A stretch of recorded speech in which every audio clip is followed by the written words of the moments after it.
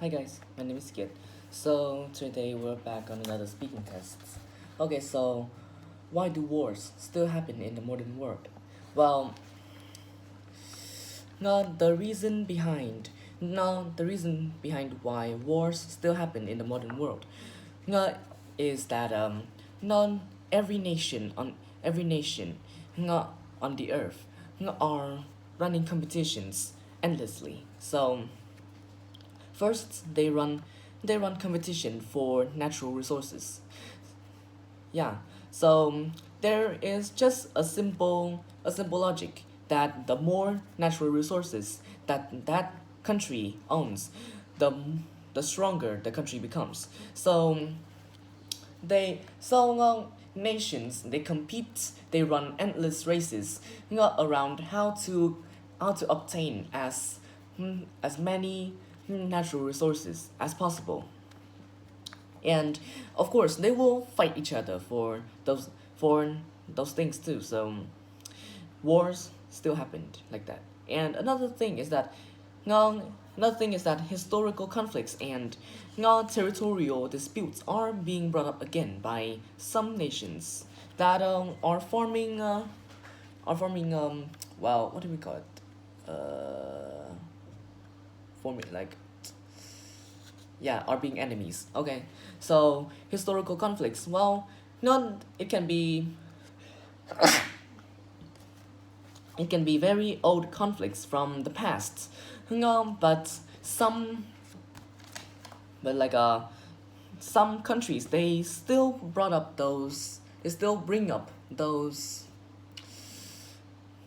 conflicts and use that as a reason for revenge, and eventually they fight each other. Another thing is that territorial disputes. Some countries they are very determined to keep their their territory intact and not to lose an inch of their lands. So when some other countries they try to claim those lands as theirs, um, that country will fight back, and eventually it will result in wars. Okay, so do I think wars can be completely eliminated? Well, I don't think wars can ever be completely eliminated. Well, first is about the human nature. So, so humans they are greedy, and they always want to be higher above others. So they always fight. They run endless competitions, and they are like, what do we call it? They don't want to be equal. They always want to be better. So it's called ambition. Yeah, they are ambitious and also very greedy too. So they always fight. They always compete, and and eventually those ambitions and greed will result in catastrophic wars that they will cause for themselves in order to like show their powers to to I don't know. Yeah, it's about the human nature. Another thing is that countries they have different interests and ideologies. Well, when different ideologies collide, it is very easy for them to explode. So when countries they are near each other and try to like um, get on with each other, those ideologies can collide, and boom, it will become the main outbursts for wars. Well, another thing is that some leaders prioritize power and national interests. Like, for example, Donald Trump, he is very greedy and he always wants wars. He always wants competition to not in order to yearn and obtain powers. That is a mindset that is very likely to cause wars. But actually, wars can be reduced. Non countries can form stronger, stronger cooperations, diplomacy and negotiation can be fostered. Can be fostered. Ngon and organizations like the United Nations can be established more, and from that promotes and from that promotes like a international cooperation and help and help and help to mediate, mediate and help to mediate disputes. What are the biggest consequences of war on ordinary people? So the biggest consequences of war on ordinary people is loss of life. So wars, they use manpower to fight each other. That is a fact. So when using manpower, non people will have to fight, and when fighting, casualties can occur, and loss of well non wars will normally result in no in a massive, yeah, they will regularly result in colossal casualties of life, and will leave the ones remained with psychological trauma from having to endure through times that life and death almost stands on the same line. Another thing, another thing, uh, another thing that is also a quite huge consequence of war is that people will lose their access to education, healthcare, and basic needs. They non in a time when devast when the devastating attacks and cruelty non is apparent everywhere. Non the infrastructures and the economic system will be destroyed along with lives of thousands. So the people that remained, they will then they will have to endure through lack of access to basic needs, and from that making their life miserable, leaving them with no future psychological trauma. Okay, so do I think young people should be more interested in politics? Why? So I think so.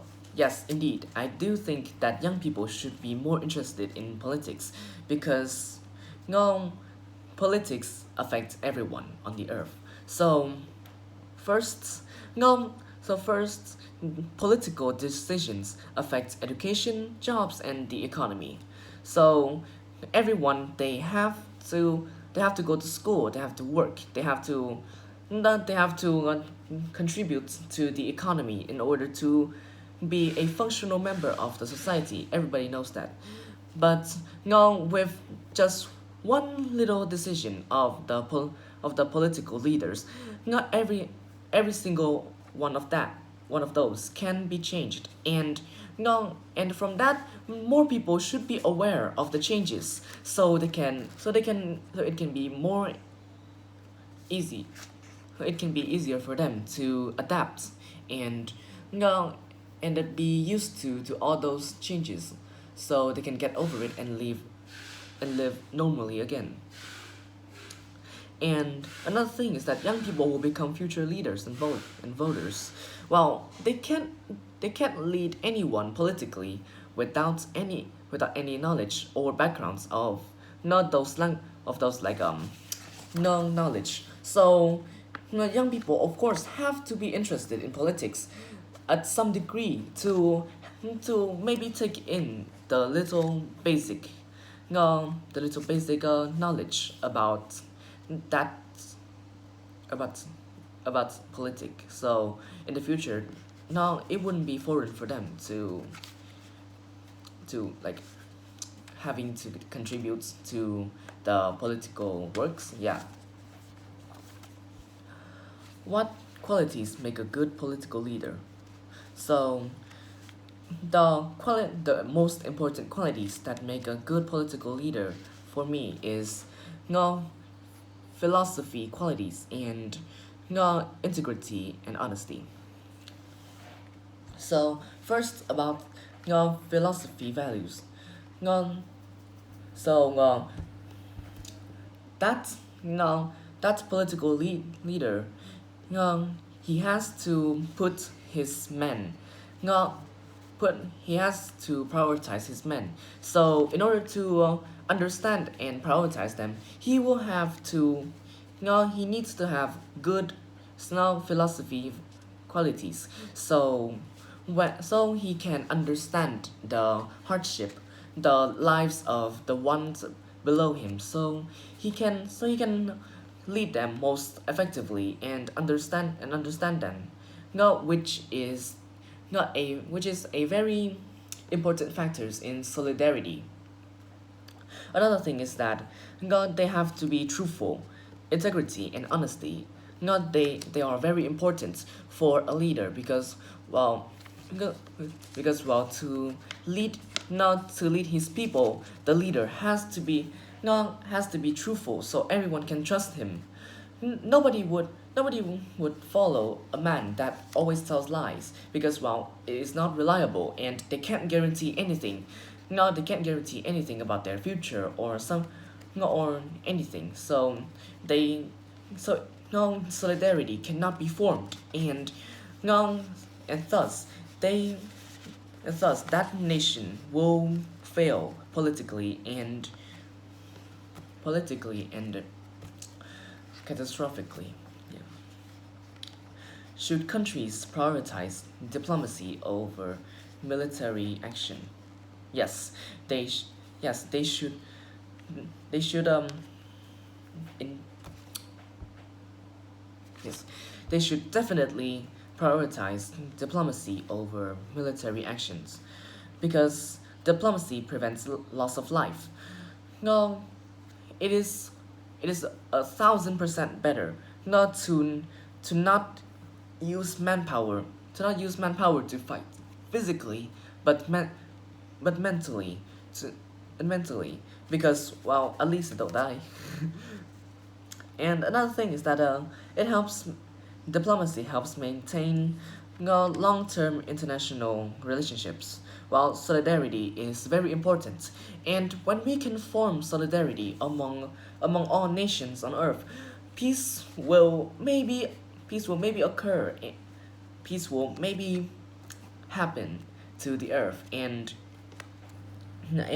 wars won't happen anymore. Yeah. So negotiate, and another thing is that negotiation is usually less costly than war. So in wars, people, the country leaders, they have to pour their money and effort into well enhancing the technologies to use in wars, and very those are extremely extravagant. One single missile can already cost a million or above, a million or more dollars, and and well, and well, words they don't cost that much. So, yeah. Thank you for listening.